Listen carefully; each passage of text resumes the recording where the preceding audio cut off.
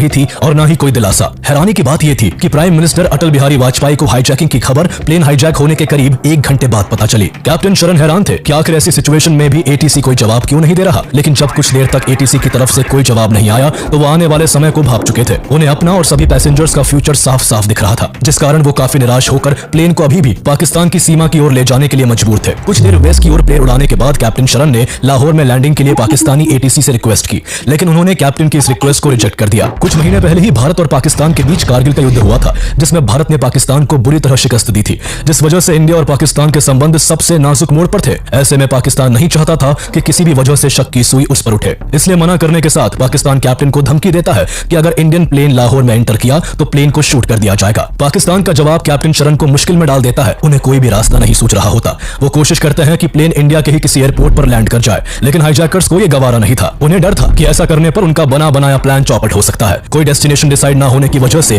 Plane लंबे समय तक इंडिया और पाकिस्तान के बॉर्डर के ही चक्कर काटता रहा, जिस कारण प्लेन का फ्यूल तेजी से खत्म हो रहा था और अब अगर प्लेन को जल्द ही लैंड नहीं किया जाता तो प्लेन का क्रैश होना तय था। इन सभी डरावने विचारों से कैप्टन के माथे पर चिंता की लकीरें उभर आई, लेकिन फिर भी इस उलझन के बीच कोई हल निकालने के लिए उन्होंने वापस इंडियन एटीसी से कॉन्टैक्ट किया। कैप्टन ने इंडियन एटीसी से रिक्वेस्ट की कि इंडियन गवर्नमेंट जल्द से जल्द पाकिस्तान से रिक्वेस्ट करे कि वो भारतीय प्लेन को अपने यहाँ लैंड करने की परमिशन दे। कैप्टन ने एटीसी को यह भी बताया कि पाकिस्तान एटीसी उन्हें लाहौर में एंटर नहीं करने दे रहा है। ऐसे में फ्रस्ट्रेटेड हाईजैकर्स किसी भी पल पैसेंजर्स पर अटैक कर सकते हैं। इस खबर से इंडियन अथॉरिटीज समेत पूरा देश हिल चुका था। देश और दुनिया की हर न्यूज में इंडियन प्लेन के हाईजैक होने की खबर हेडलाइंस बन चुकी थी।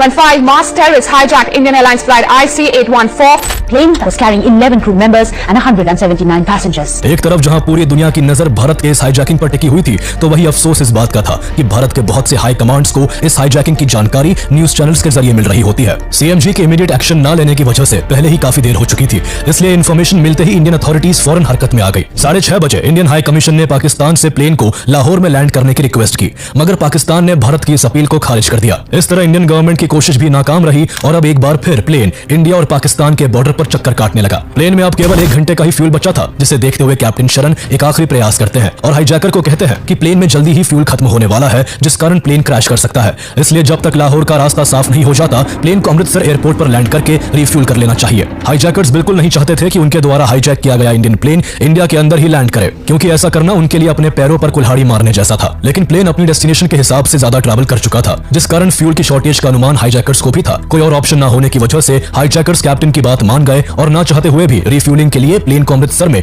उतारने के लिए तैयार हो गए। कैप्टन देवी शरण का यह समझदारी भरा प्रयास सफल हो चुका था, जिस कारण अब हाईजैक हुआ प्लेन भारत की सीमा के अंदर अमृतसर के एयरपोर्ट पर लैंड करने वाला होता है। देखा जाए तो सिचुएशन को संभालने के लिए इंडियन गवर्नमेंट और इंडियन अथॉरिटीज के पास बेस्ट चांस था।